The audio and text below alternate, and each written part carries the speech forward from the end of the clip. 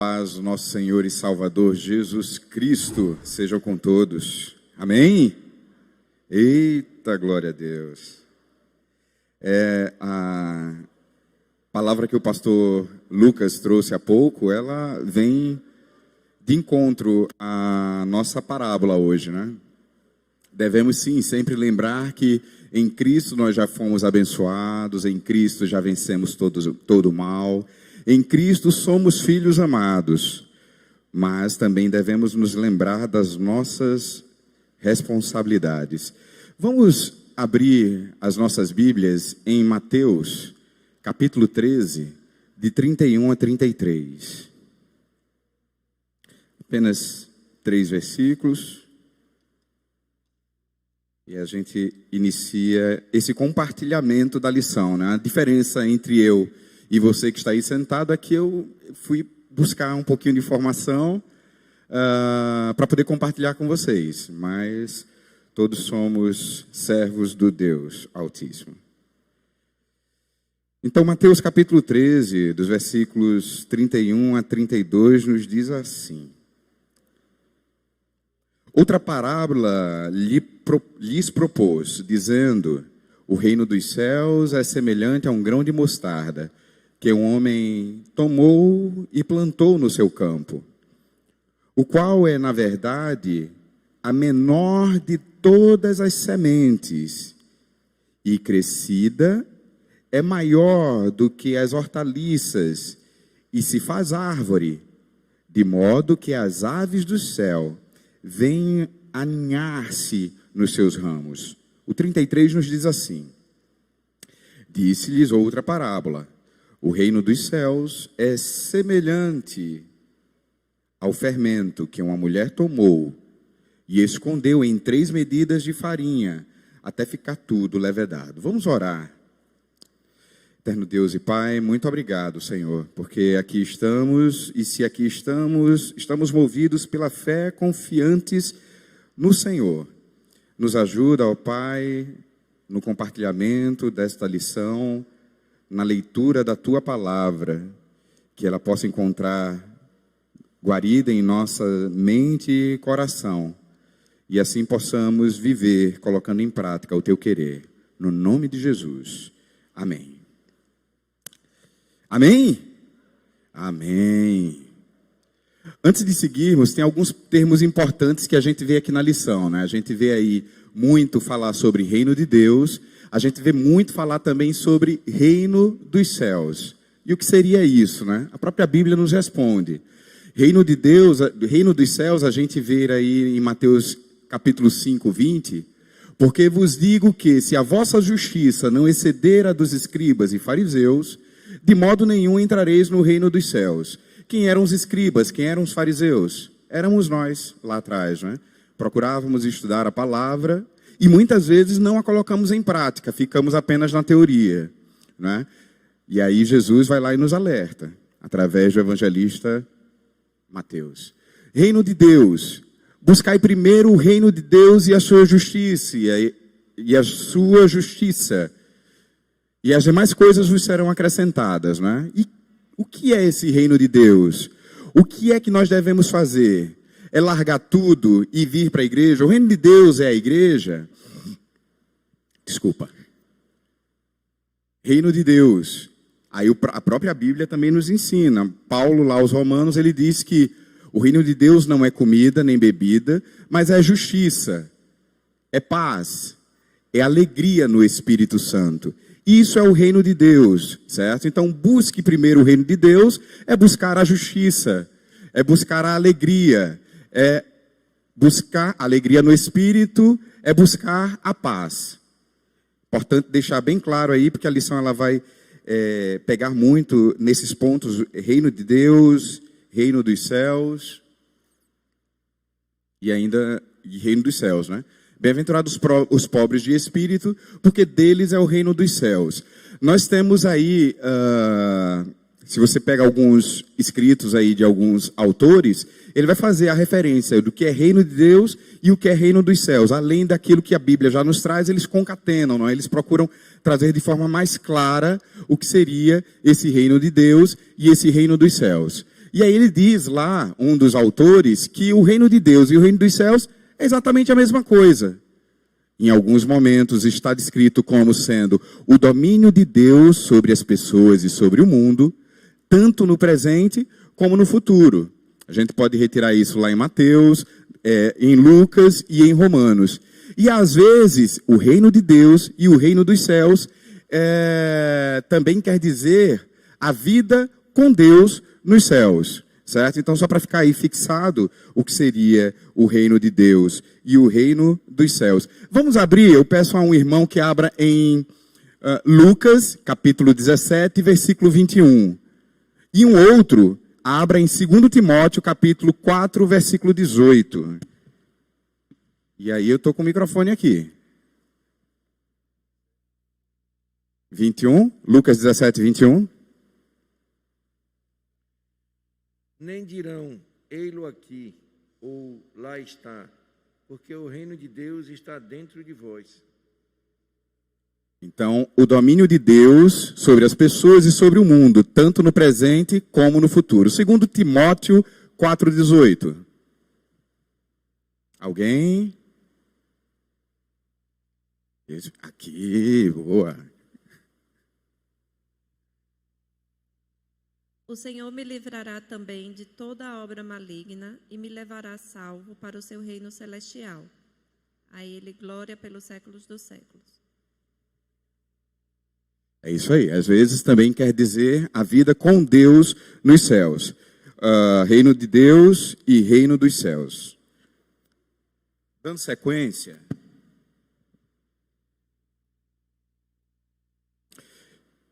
Antes de seguir na introdução diretamente da Bíblia, vamos ver aí alguns textos que dão base a essa linha de raciocínio do autor da revista quanto à lição, o crescimento do reino, baseado na parábola do grão de mostarda e do fermento. Então, ele coloca aí uma primeira leitura, que era o livro do profeta Isaías. Eu vou ler alguns versículos, os irmãos não precisam abrir, certo? Porque é o capítulo todo. Isaías é um profeta que escreve ao povo de Israel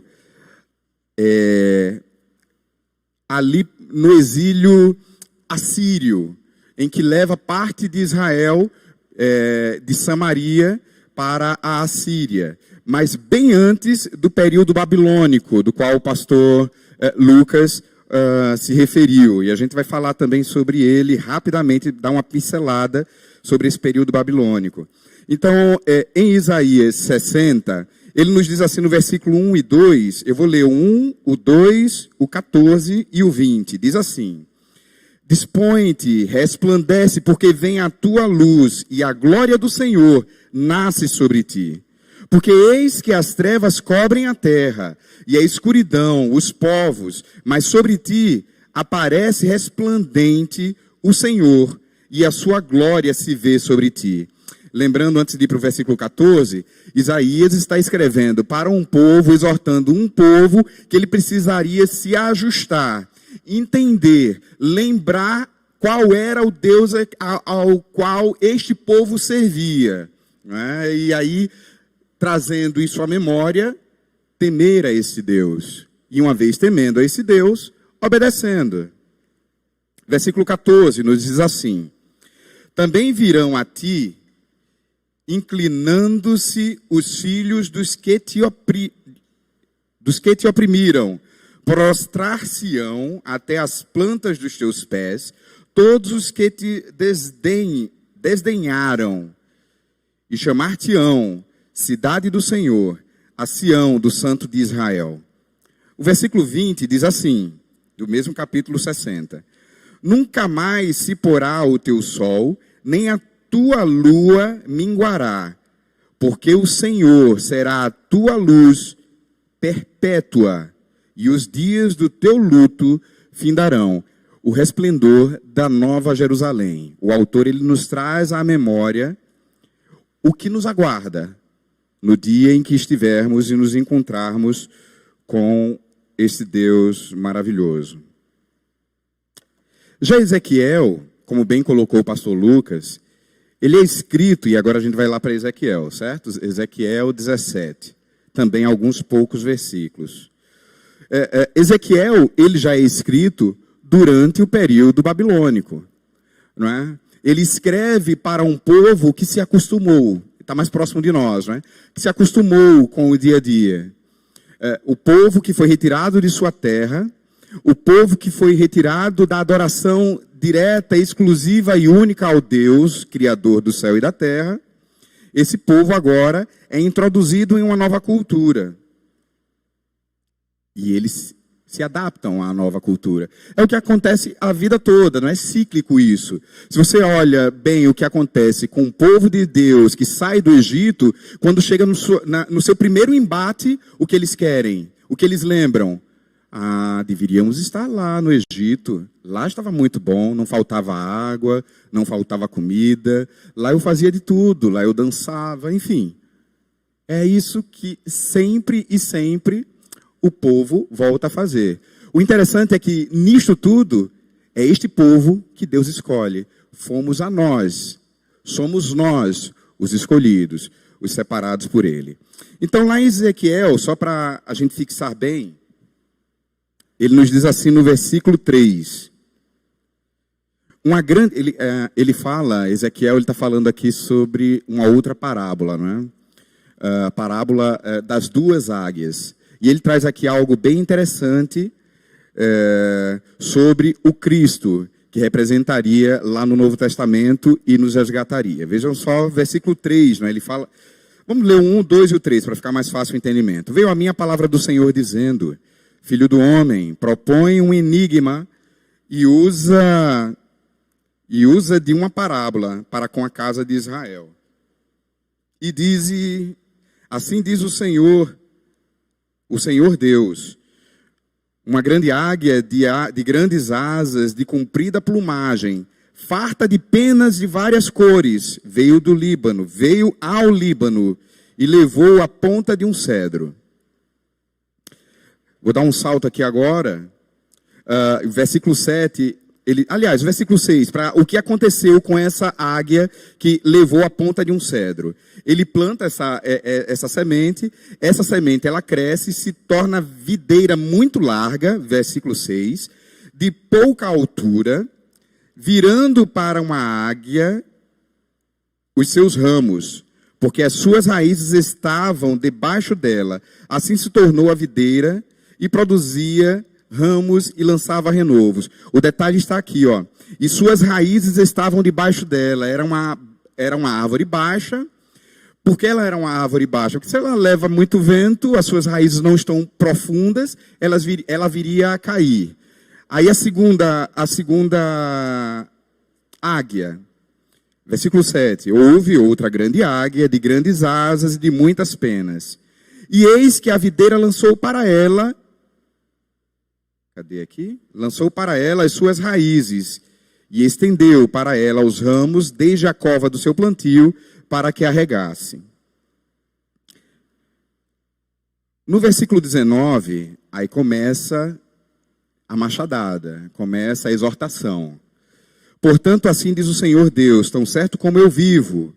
Lembrando, Ezequiel está escrevendo para um povo que está cativo e que se acostumou naquela nova sociedade, né? Passou a ser integrante daquela nova sociedade. Poucos eram os homens, as mulheres, que continuavam servindo o verdadeiro Deus.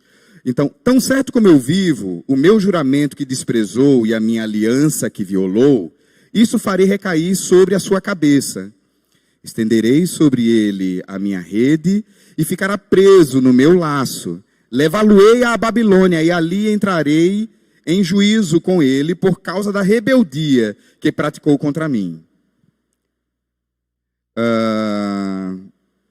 E aí o versículo 24, fechando o capítulo 17, o 23 e o 24. No monte alto de Israel, aliás, vamos lá, do 22 ao 24.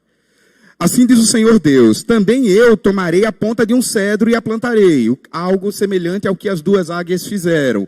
Só que diferente do plantio de Deus, O plantio de Deus é bem diferente do plantio das águias, da forma como é entregue. Não é? A águia vai lá e entrega, conforme o versículo 5, e entrega numa terra de negociantes, versículo 4, perdão. E aí o versículo 22 ao 24 diz assim: também eu tomarei a ponta de um cedro e a plantarei.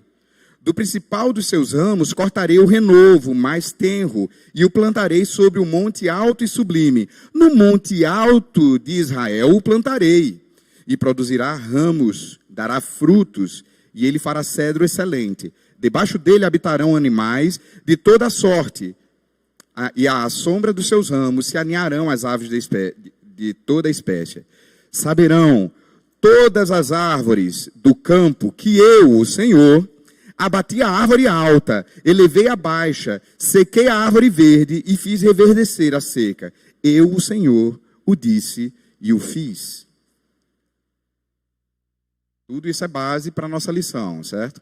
Loucura e conversão de Nabucodonosor. E aí, esse é interessante, que serviu inclusive para mim, porque eu havia esquecido dessa parte da conversão de Nabucodonosor. Eu só me lembrava dele quando ele vai lá e leva o povo cativo, o povo de Deus para a Babilônia.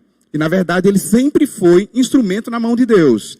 Desde o momento que ele leva o povo de Israel para a Babilônia, até o momento em que ele chama Daniel para interpretar o seu sonho. E olha o que ele diz. Daniel, capítulo 4. Seguindo aí nos livros da Bíblia. Daniel, capítulo 4. Os versículos de 1 a 3 também. É por acaso que é sempre de 1 a 3, não era para ser não, mas tudo bem.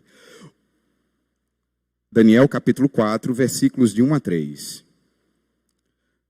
O rei Nabucodonosor e todos os povos, nações e homens de todas as línguas que habitam em toda a terra, paz vos sejam multiplicada. Nabucodonosor, certo? Pareceu-me bem, versículo 2, né? Pareceu-me bem fazer conhecidos os sinais e maravilhas que Deus, o Altíssimo, tem feito para comigo. Nabucodonosor, ou Donosor mesmo. Quão grandes são os seus sinais e quão poderosas as suas maravilhas. O seu reino é reino sempiterno, e o seu domínio de geração em geração. Nabucodonosor. Ele passa lá pelas suas dificuldades, chamam os entendedores da época, os sábios da época, para que pudessem interpretar o seu sonho, e ele não consegue. Aí ele entra em loucura, né?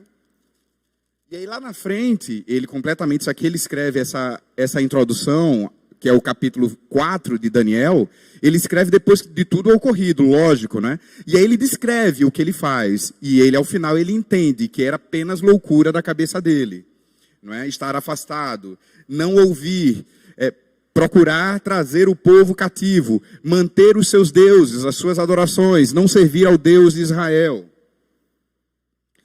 E aí ele percebe, isso aqui, essa frasezinha aqui é do pastor... o nosso pastor na congregação lá do Bugio, cabelo branco, Fausto, obrigado. Ele pega esse texto aqui, ele diz, olha, ele pega quem aqui já, eu acho que muitos já ouviram aqui, uma frasezinha que diz que a soberba precede a ruína. E aí ele pega exatamente esse texto aqui de Nabucodonosor, aqui no versículo 30, e diz exatamente isso, olha, a soberba de Nabucodonosor precedeu a sua queda, a sua ruína. Não é esta a grande Babilônia que eu edifiquei para a casa real? Isso aí ele está, só um parêntese para ficar claro, é porque eu posso estar confundindo aqui na cabeça de vocês, porque eu estou indo e voltando no tempo, mas só para ficar claro, aqui já é a narração de Nabucodonosor, depois que ele se entrega ao Deus dos deuses, ao Deus dos céus, ao Criador do céu e da terra. Aí ele descreve um momento dele lá atrás e diz assim, não é esta a grande Babilônia que eu edifiquei para a casa real, com o meu grandioso poder e para a glória da minha majestade? Enquanto ainda falava ele, desceu uma voz do céu e disse: Ó rei Nabucodonosor, já passou de ti o reino. E aí ele finaliza o capítulo 4, no versículo 37, e diz assim: olha que expressão magnífica e fantástica de uma pessoa outrora poderosa, mas que percebe e entende que poder nenhum aqui nesta terra ou em qualquer lugar do universo pode ser maior do que Deus, o Criador. Veja o que acontece aqui no versículo 37. Pois eu, Nabucodonosor, louvo, exalto e glorifico ao Rei do céu, porque todas as suas obras são verdadeiras e os seus caminhos justos, e pode humilhar os que andam na soberba. Vamos seguir. Parábola do semeador, essa todos nós conhecemos, mas tem alguns textos, alguns versículos que eu quero trazer à memória também. Marcos 4, de 1 a 20. Não vamos ler todo o 4. Vamos ler alguns versículos. Ele lê aí a parábola e explica a parábola, né? Então, alguns versículos. O primeiro versículo e o segundo versículo diz assim: voltou Jesus a ensinar à beira-mar e reuniu-se numerosa multidão. Versículo 2: assim, lhes ensinava muitas coisas por parábolas no decorrer do seu doutrinamento. Aí vem agora aonde caem essas sementes. Em qual terreno cada uma dessas sementes são levadas a cair. Então, no versículo 4, esse semeador sai a semear, jogar suas sementes, e uma parte cai à beira do caminho, outra parte cai em solo rochoso, outra parte cai, já versículo 7, entre os espinhos, e só no versículo 8, enfim, cai em terreno fértil. Não vou estar lendo aqui todo esse texto, porque todos nós já conhecemos bem. Agora, o interessante disso tudo aqui é que, dos 4 lançamentos, apenas um caiu em terreno fértil. Muitas vezes nós nos desesperamos por tentarmos uma vez e não conseguirmos, tentarmos 2, não conseguirmos. Na terceira a gente já cai fora. Aqui somente a 4ª semente caiu em terreno fértil. Versículo 11. Os discípulos perguntando a Jesus o que significava esta parábola, o que significava essa semente caindo em vários terrenos e, por fim, caindo no terreno fértil. A vós outros vos é dado conhecer o mistério do reino de Deus, mas aos de fora tudo se ensina por meio de parábolas. Tudo se ensina por meio de parábolas. Aí cai na nossa leitura a parábola do grão de mostarda, só que num outro texto, agora de Marcos capítulo 4, versículos 30 a 32. Eu peço um outro irmão que faça essa leitura. Marcos capítulo 4, de 30 a 32. Aí não vai falar do fermento, aí é só do grão de mostarda. É só para trazer para vocês uma outra visão de um outro evangelista, o que ele traz. Disse mais: a que assemelharemos o reino de Deus? Ou com que parábola o apresentaremos? É com um grão de mostarda que, quando semeado, é a menor de todas as sementes sobre a terra. Mas, uma vez semeada, cresce e se torna maior do que todas as hortaliças e deita grandes ramos, a ponto de as aves do céu poderem aninhar-se sob a sua sombra. É assim que é o grão de mostarda, né? E o interessante aí é que começa pequeno, né? É apenas um grão de mostarda e nada mais. Uma comida que vós não conheceis. João 4, 31 a 42, eu vou ler porque são alguns versículos separados. João 4, 31 a 42.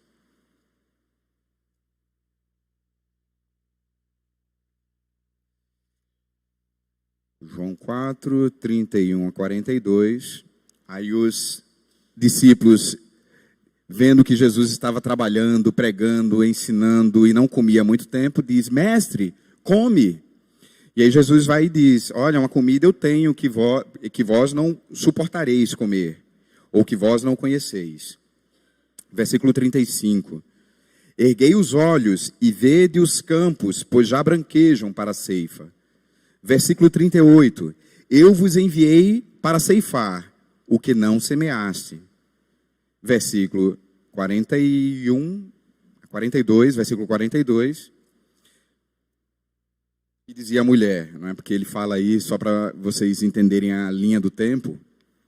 Jesus fala dessa parábola aqui, quando ele, logo depois que ele se encontra com a mulher à beira do poço, né? Então, na linha do tempo, João traz dessa forma. E aí essa mulher, que ouve de Jesus, que reconhece Jesus ser o Filho de Deus, que leva a palavra de Deus para os seus em Samaria, ela ouve agora dos seus de Samaria. E diziam à mulher, estes seus: já agora não é pelo que disseste, mulher, que nós cremos. Mulher aqui, eu que inseri para facilitar a compreensão. Já agora não é pelo que disseste que nós cremos, mas porque nós mesmos temos ouvido e sabemos que este é verdadeiramente o Salvador do mundo. Como a igreja crescia, Atos, aí também eu vou ler, que eu vou separar alguns versículos, Atos no capítulo 2, descida do Espírito Santo, e como viviam os primitivos na igreja primitiva. O 37 nos diz assim: ouvindo eles estas coisas, compungiu-se-lhes o coração e perguntaram a Pedro e aos demais apóstolos: que faremos, irmãos? O povo maravilhado com o que a igreja primitiva fazia. Respondeu-lhe Pedro: arrependei-vos e cada um de vós seja batizado em nome de Jesus Cristo para a remissão dos vossos pecados e recebereis o dom do Espírito Santo. E aí estes que ouviram, mas não somente ouviram, mas implantaram em seu coração e mente e passaram a propagar o Evangelho, perseveravam, versículo 42, na doutrina dos apóstolos e na comunhão e no partir do pão e nas orações. Em cada alma havia temor e, agora devido ao temor, volto à Bíblia, muitos prodígios e sinais eram feitos por intermédio dos apóstolos. E o que acontecia no versículo 47 do capítulo 2? Louvando a Deus e contando com a simpatia de todo o povo. Enquanto isso, acrescentava-lhes o Senhor, dia a dia, os que iam sendo salvos.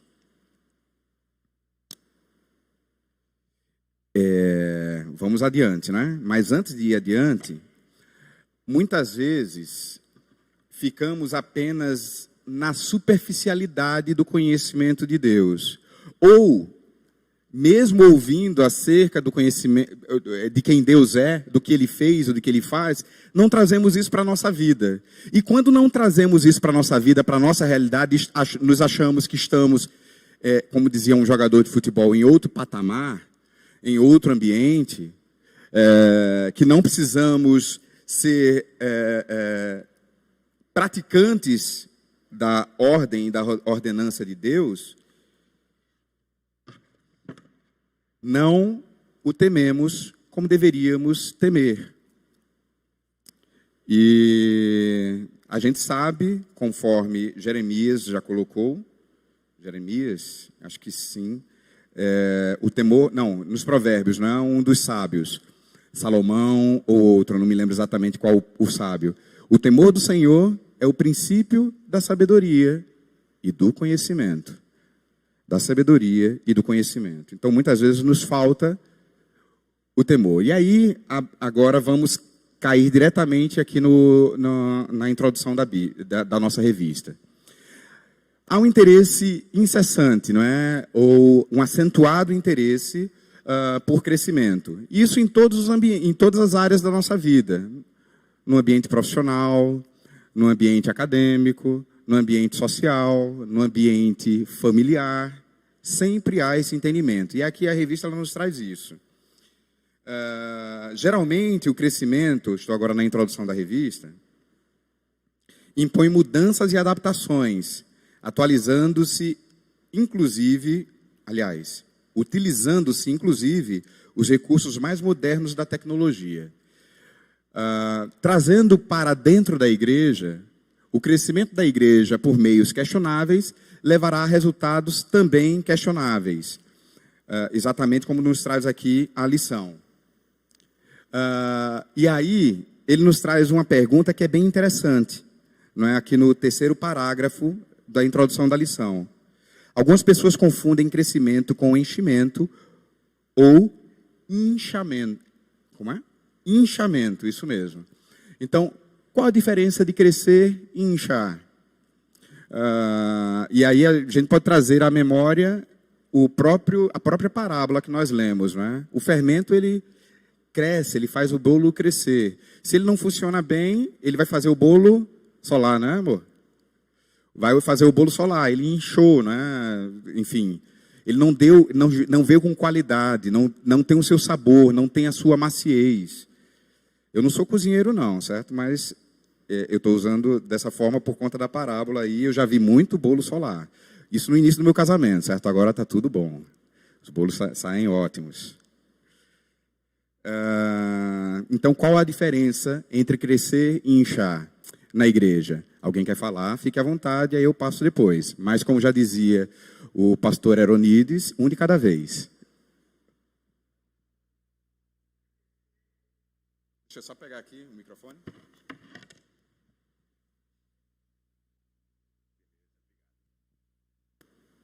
Crescer é uma coisa natural, né?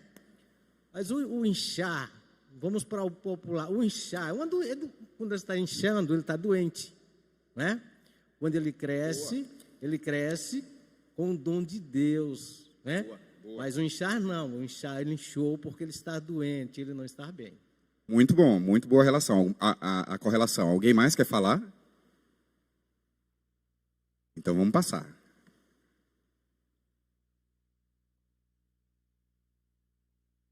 Precisamos entender qual o dever da igreja. E aí a igreja, eu vou lá e coloco, você e eu, porque muitas vezes a gente diz, olha, o dever da igreja é esse. Quem é a igreja? Sou eu, é você.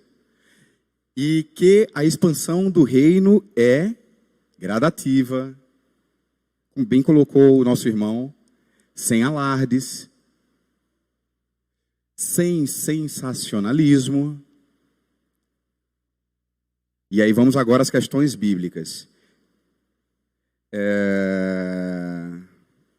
Vamos lá. Tem algumas perguntas aí que a nossa lição nos traz, e é importante entendermos para podermos seguir depois na aplicação, né? Na lição para a vida. Seus irmãos estão engajados nessa colheita? Aí agora eu pergunto, na colheita ou no plantio? Qual é o nosso engajamento? Qual a diferença da colheita para o plantio? Para colher, você precisa plantar, você precisa semear. Se você não semeia, você não planta, você não colhe, melhor dizendo. Como tem sido o nosso semear? Como tem sido o nosso plantar? Eu já disse aqui algum tempo atrás, algumas trocas de conhecimento lá atrás, que o nosso dever de semear, ele deve ser a todo instante e a qualquer momento. E que não necessariamente, isso é fala minha, não é extraindo da Bíblia, lógico, mas não é interpretação minha, certo? E que não necessariamente você precisa chegar com o seu colega de trabalho, na hora do almoço dele, vamos sentar aqui, vamos estudar a Bíblia. Bacana, se ele quiser isso, faça isso, vai ser bom para ele. Mas não é exatamente isso, não é? Agostinho, há quem discorde dessa frase agora, mas Santo Agostinho ele dizia, olha, evangelizar sempre, pregar sempre, falar quando necessário. Lógico que você vai falar, mas o que ele quer dizer, na minha leitura, é que você deve viver a vida com Cristo. E uma vez que você vive a vida com Cristo, seus colegas vão lhe perguntar, quem é que você serve? Por que você é assim? Em meio a tanta dificuldade, qual o motivo da sua alegria, da sua paz? Tal é a paz que já me invade o coração. Não é isso? Existe diferença entre mandar e enviar. E aí eu quero, para poder vocês entenderem exatamente o que eu quero dizer aqui, Mateus capítulo 9, versículos 37 e 38. Qual é a responsabilidade pessoal quanto ao crescimento do reino? Mateus 9, 37 e 38. Eu peço que um irmão possa ler. Antes, levante a mão para poder o microfone chegar.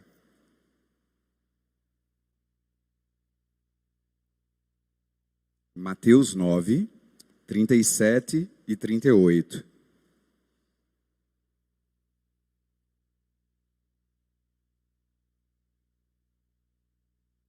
Um de cada vez. Aqui, irmão.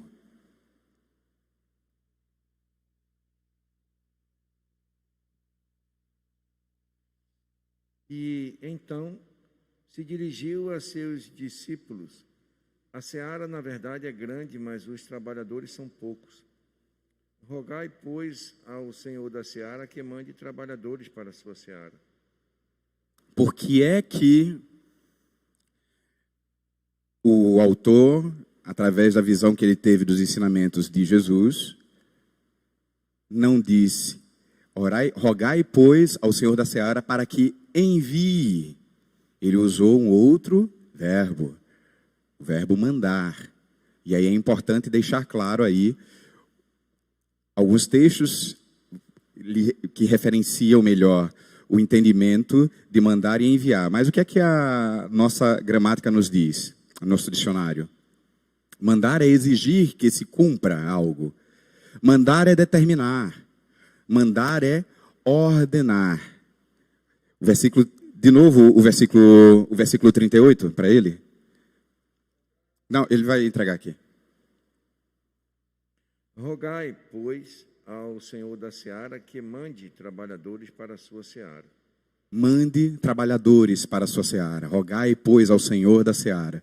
O enviar seria fazer seguir, despachar, endereçar, expedir, remeter. Então, mande para a sua seara. Vamos seguir. Qual realidade é inevitável no crescimento?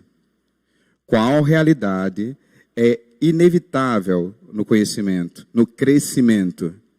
Uma realidade que é inevitável. Ou algumas realidades que são inevitáveis no crescimento da igreja.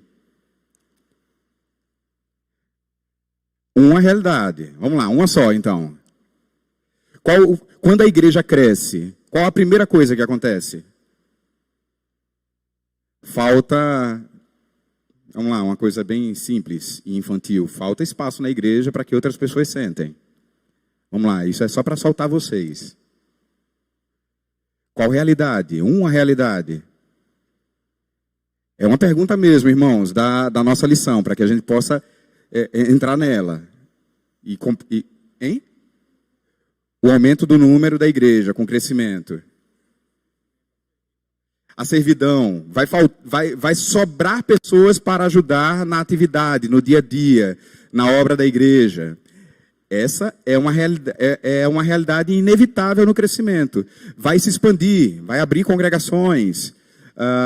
Uma outra realidade, a comunidade vai findar ouvindo acerca, mesmo que muitas vezes não precisemos ir na casa dos vizinhos, mas eles vão ouvir. Tamanha quantidade de pessoas comentando acerca de um mesmo tema. Jesus Cristo veio ao mundo, nos salvou, perdoou os nossos pecados, nos libertou, nos livrou da morte, do pecado e do juízo. Isso vai acontecer, é algo inevitável. O que deve acompanhar o crescimento? Aí é a sequência do que nós acabamos de falar. Quem orquestra o crescimento? Muitas vezes, algumas pessoas, ou líderes ou não, acham que quem orquestra o crescimento sou eu, é ele, é você. O que eu preciso fazer para que a igreja cresça? Eu preciso obedecer, eu preciso fazer a vontade do Pai, eu preciso fazer cumprir o seu propósito. É isso que eu preciso, mas eu não faço a igreja crescer. Como bem Lucas, em Atos capítulo 2, no versículo 47, nos diz, enquanto isso, a igreja, o Senhor ia acrescentando à igreja o número dos que iam sendo salvos. Quem orquestra o crescimento? Alguém quer falar? Não. Alguém quer falar? Não, né? Em quem devemos estar firmados? Mais uma pergunta retórica, né? Em Cristo Jesus. Lições para a vida. O crescimento do reino de Deus parte de um começo simples. E aí a nossa lição, ela nos traz o seguinte. Essas duas parábolas são de contraste, pois Jesus se refere a uma semente pequena e a uma pequena quantidade de fermento. Como já colocado para vocês, né, e já lido nos 3 livros que se referenciam essa parábola do grão de mostarda, Mateus, Marcos e Lucas, eles se referem a um grão de mostarda. Marcos e Mateus vão mais além do pequeno grão de mostarda. A obra de Cristo sendo iniciado por algo minúsculo, pequeno, né? O significado maior é demonstrar que inícios míseros ou quase insignificantes podem produzir grandes resultados. Isso nos mostra também a amplitude do reino de Deus, que surge do pequeno grão de mostarda e da pequena quantidade de fermento. Foi assim que ele disse lá a Abraão, em Gênesis: farei de ti uma grande nação. Farei de ti uma grande nação. Ele tira alguém que não era temente a ele, alguém que era adorador de ídolos, alguém que era adorador politeísta, né? Tinha os seus vários deuses, o faz entender quem é o verdadeiro Deus e a quem deve ser dada a adoração única e exclusiva. E assim, depois de trazê-lo para si, é uma ação de Deus, né? De buscar o homem para si, tirar o homem do lamaçal do pecado e trazê-lo para si, é uma ação única e exclusiva de Deus. Ele vai lá e faz uma promessa: farei de ti uma grande nação. No final desse primeiro item, o crescimento do reino de Deus parte de um começo simples. Ele diz assim, ele fala de um comentarista cristão, Chaplin, R.N. Chaplin, eu não pesquisei sobre a vida dele, e ele escreve sobre a vida e obra de Jesus. A vida e obra de Jesus ensinam a um grupo de seguidores que, através de sua morte e ressurreição, haverá um lar para pessoas de todas as nações. O evangelista João teve o privilégio de contemplar a multidão dos redimidos, quando ele enxerga, não é? Lá em Apocalipse 7, versículo 9, ele enxerga a multidão dos redimidos, volta e escreve para nós. O segundo parágrafo de Lições para a Vida, ele diz que o crescimento do reino de Deus acontece de maneira admirável. E o que é admirável? Que pode ou deve ser admirado, que causa admiração, capaz de provocar respeito ou estima, que pode surpreender, é espantoso. E aí ele traz um exemplo. Meu professor tinha uma inteligência admirável, é espantoso. E aí ele traz esse subtítulo aqui: o crescimento do reino de Deus acontece de maneira admirável. É o que aconteceu em Atos dos Apóstolos. O que é que eles estavam fazendo? eles estavam comendo pão de casa em casa, eles estavam compartilhando acerca da lei, do que os apóstolos ensinavam, eles se esmeravam em aprenderem, em aplicar a doutrina desses apóstolos, era isso que ele ia fazendo. E enquanto isso acontecia, dia a dia o Senhor ia acrescentando o número dos que iam sendo salvos. Então acontece de forma admirável. O crescimento de Deus apresenta resultados positivos. Aliás, deixa eu só voltar aqui antes, e ainda de forma admirável, sobre o crescimento acontece de forma admirável. A lição no 3º parágrafo desse subtítulo nos traz o seguinte: é preciso observar estes exemplos e desenvolver um trabalho mais dinâmico onde estamos. Pode ser que, no local onde residimos ou trabalhamos, sejamos os únicos cristãos a testemunhar a fé. E aí ele traz um tema, uma questão interessante. Sejamos, de repente, nesse local onde estamos, sejamos os únicos cristãos, mas não somente os únicos cristãos, mas os únicos a testemunhar, a testificar da fé. Muitas vezes nós procuramos, se formos para escolher um local de moradia, vamos procurar um local onde tenha alguém que seja da mesma fé. Para colocar um filho na escola, vamos procurar uma escola que traga ensinamentos acerca da mesma fé. Isso é bacana, isso é perfeito. Se eu pudesse, eu faria do mesmo jeito. Mas também é importante, mesmo que eu não esteja num local onde a maioria seja cristã, num país que não seja cristão, o irmão aqui na frente, ou numa escola que não seja também, ou defina a sua base pedagógica pela literatura cristã, que nós possamos testemunhar, e ali ser sal e luz. O irmão quer falar. Não, estava, irmão, justamente a conversar sobre isso há um tempo atrás, né? Tipo, a gente aprende conhecendo a palavra, como se postar os frutos do Espírito, né? Paciência, mansidão, mas se isso não for colocado à prova no ambiente de batalha, no campo de batalha verdadeiro, tipo, o soldado é forjado na batalha, né? Isso fica apenas um escopo teórico. Então, um crente de fachada. Então, isso é a paciência, realmente a gente aprende mais. Isso eu estou até nesse processo também de paciência, de controle, convivendo, exercendo através do impaciente, né?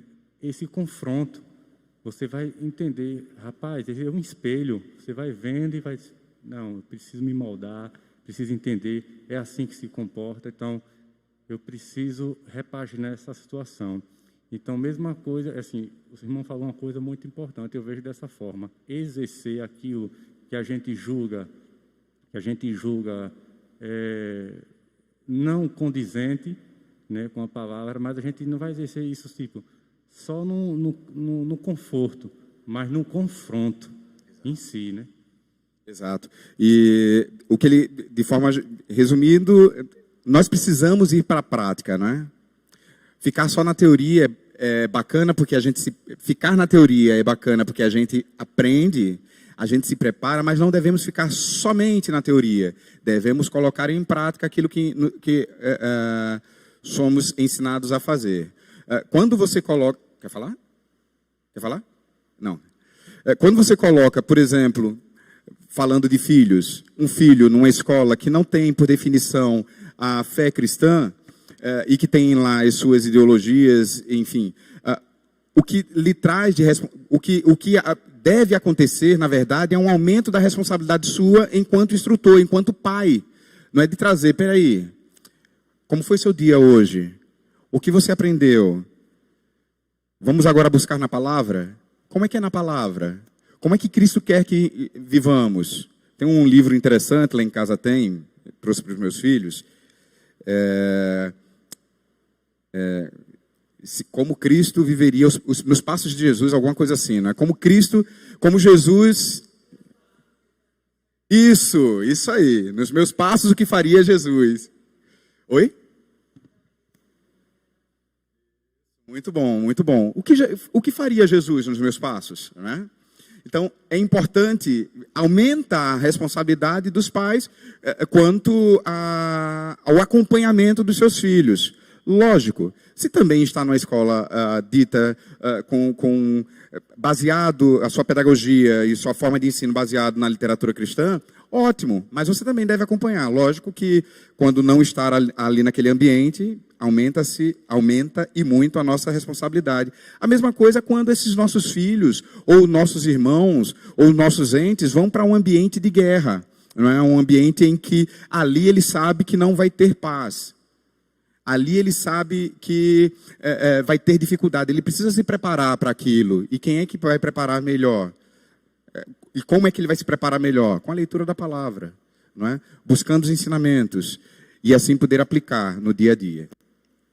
É assim que a igreja cresce. Vamos lá. É isso aqui. Na expansão da igreja primitiva, se observa um forte entusiasmo na vida dos primeiros cristãos. Eles oravam, anunciavam com intrepidez o evangelho e frequentavam as reuniões assiduamente. Era assim a igreja primitiva. E ele conclui esse subtítulo aqui dizendo o seguinte: muitas igrejas estão mornas ou frias, sem dinamismo, com poucos resultados. É necessário buscar ao Senhor, suplicando o seu poder para se reverter esta situação. Sim, agora esse último subtítulo, o crescimento do reino apresenta resultados positivos. Aí eu coloquei aqui duas imagens. Esse é o resultado positivo que a gente espera? Ou é esse o resultado positivo que a gente espera? Eu trago os dois. Eu imagino que os dois sejam saudáveis, porque um vai ser consequência do outro. O primeiro vai ser em pura obediência. E o segundo, também. Você obedece a Deus devolvendo, como bem já colocou aqui o presbítero Chico pela manhã, mas você obedece não é somente trazendo os seus recursos, na medida em que, com alegria, não é? Fala assim 10%, mas é trazer o valor, a sua devolução com alegria, porque não é seu, é de Deus. Mas não somente isso, mas também entregar-se a Ele, confiar nele. Vai fazer algo diferente, ou o mesmo de sempre? Entregue a Deus. Nós estamos agora num período de mudança, lá em casa, eu e minha família. E o que nós mais temos feito é entregar a Deus. Deus nos ajuda a escolher o local certo. Nos ajuda a escolher a escola. Já escolhemos, né? Já fizemos a matrícula. Mas que nos ajude, antes de mais nada. Nos oriente para que a decisão seja a mais correta possível. Nem sempre vai acontecer de ser a mais correta possível, porque muitas vezes nós achamos que ouvimos, não é? Mas foi apenas ruído. Esperamos nós que estejamos de fato ouvindo, e não apenas a voz de Deus, não é? E não somente ruído. O problema é cuidado com o foco a ser dado. E aí eu não falo especificamente sobre esses dois focos que eu dei aqui, não é? Que é o dinheiro e que é a vida entregue aos pés da cruz. Mas cuidado, nós devemos ter cuidado sempre com o foco que damos à nossa vida. Como eu disse lá atrás, nós somos a igreja. Se a igreja cresce, é resultado do nosso crescimento interior. Para que a igreja, a estrutura, a denominação, as quatro paredes cresçam, ela só cresce em decorrência do nosso crescimento pessoal. E aí, para finalizar, ele traz aí algumas perguntas. Nossa igreja tem alcançado algum tipo de crescimento? Eu digo que sim. A gente acabou agora de ver a abertura de mais um ponto de pregação. Mas você, enquanto igreja, tem alcançado algum tipo de crescimento na nossa vida com Cristo? Só para complementar e deixar claro. Crescimento a gente sempre busca, né? Eu me lembro na minha adolescência, ali na Igreja Presbiteriana Sião, todos nós éramos muito simples. Simples, eu digo financeiramente falando, né? Viemos de famílias simples. E para fazermos algo, era uma complexidade, era uma dificuldade, porque teríamos que ir num caminhão, né, num pau de arara, na época podia-se fazer isso, num ônibus, para ir à praia. Nos encontrávamos nos terminais. Era assim a nossa vida. E aí pedíamos a Deus, Deus, traz prosperidade para o meio do teu povo. Assim nós vamos conseguir te servir muito mais. Traz prosperidade para o meio do teu povo.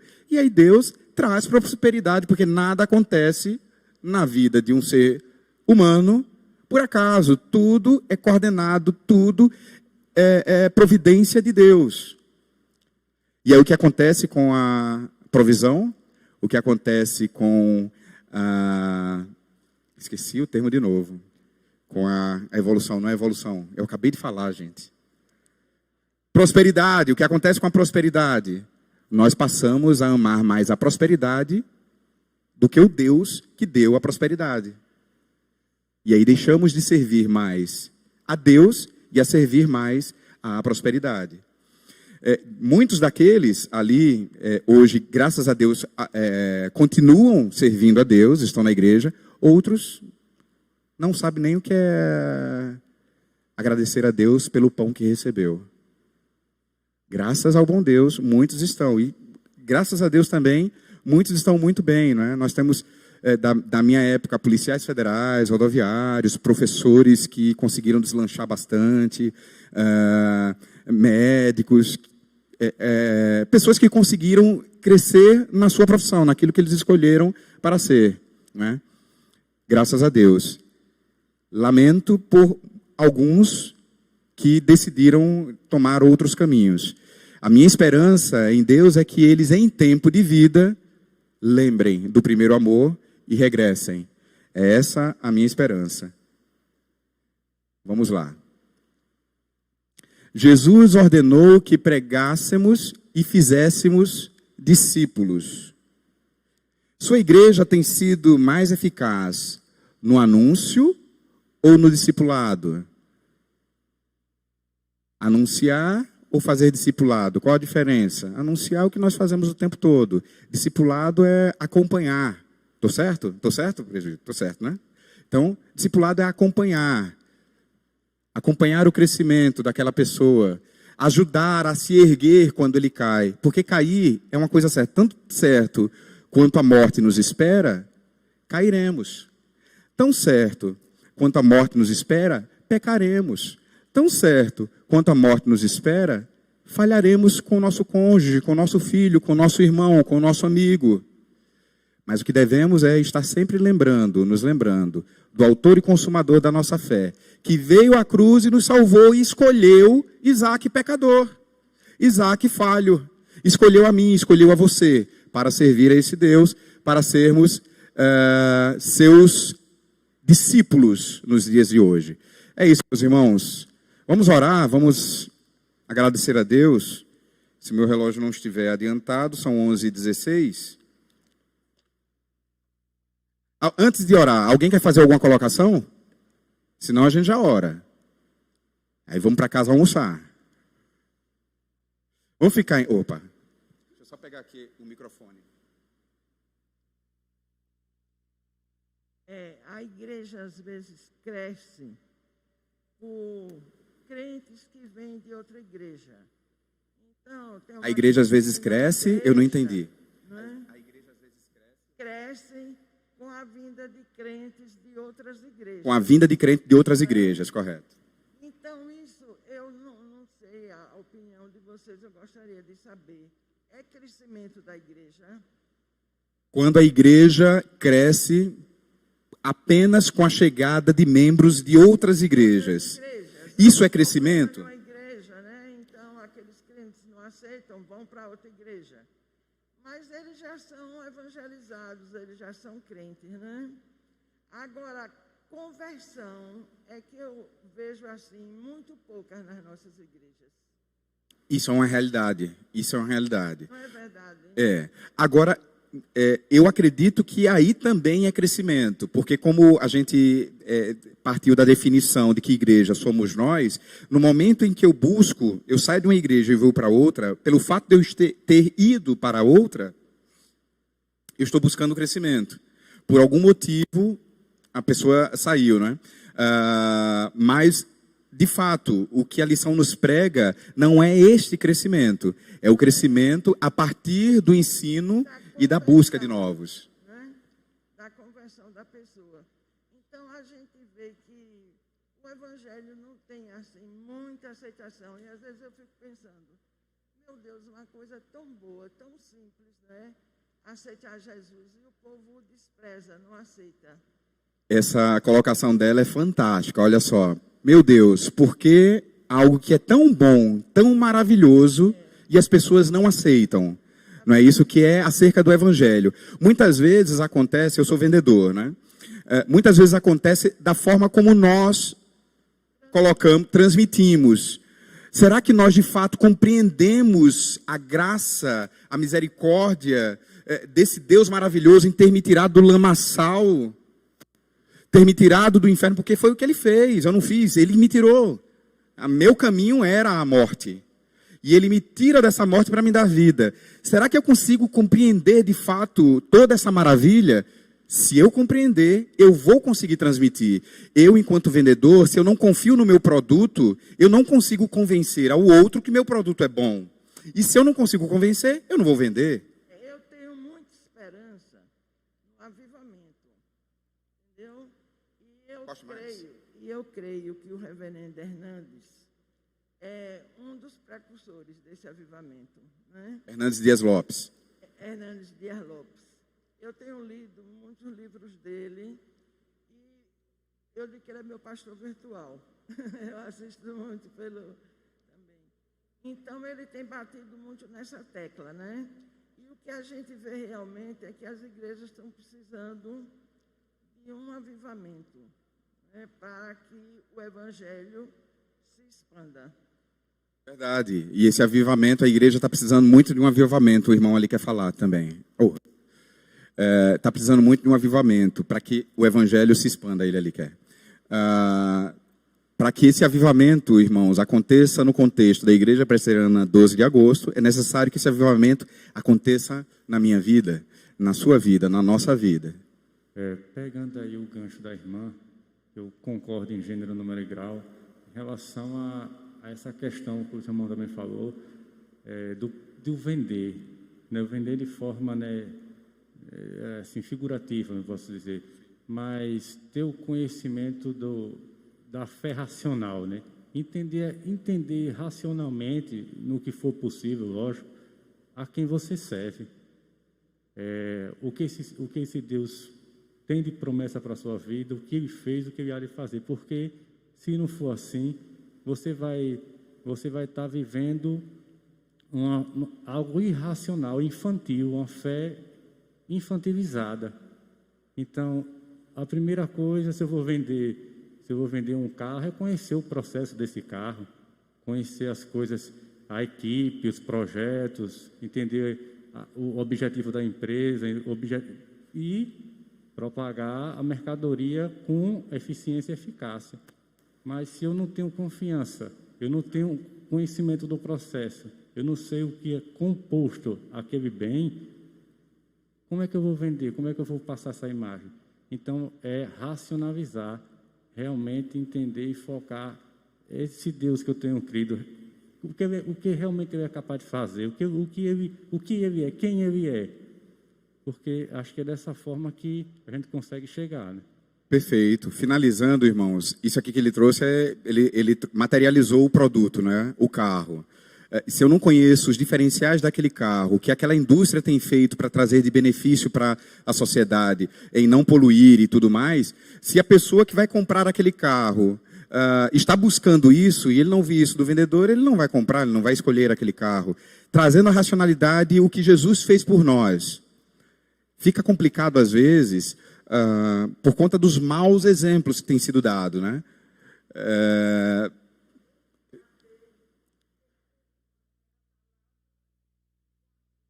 Tem que sempre falar, juntar a prática à teoria, a palavra com a vida. Se nós apenas falarmos e não vivermos, aí falta o exemplo, né? Falta o exemplo e a probabilidade de você convencer alguém de que estar com Cristo é algo maravilhosamente diferenciado, como Nabucodonosor disse, você não vai conseguir trazer.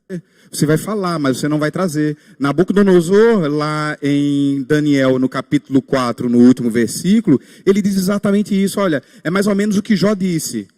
Quando ele, depois de todos os problemas e suas aflições, eu te conhecia de ouvir falar, mas agora os meus olhos te veem, por isso me abomino no pó e na cinza.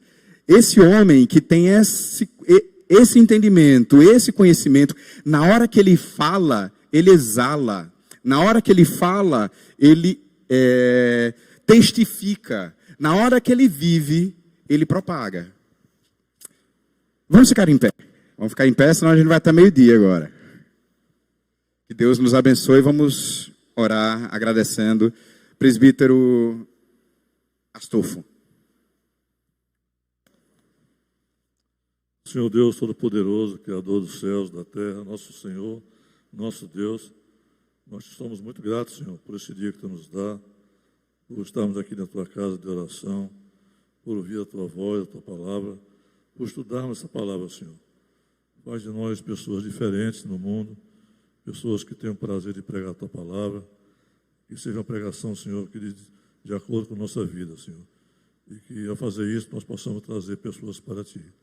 Em nome de Jesus. Amém.